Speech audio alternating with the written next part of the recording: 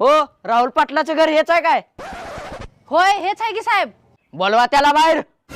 हो ऐकलो का? इन्स्पेक्टर साहेब आल्यात, बाहेर या. बोला की साहेब. पोलीस स्टेशनला चल माझ्यासोबत. हो साहेब, पण काय केलंय माझ्या नवऱ्यानं? ह्याच्या गर्लफ्रेंडला डोळा मारला येणं.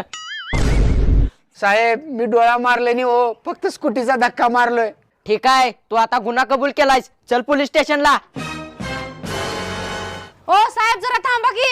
इन्स्पेक्टर साहेब, माझा नवरा किती दिवसानं सुटणार हो?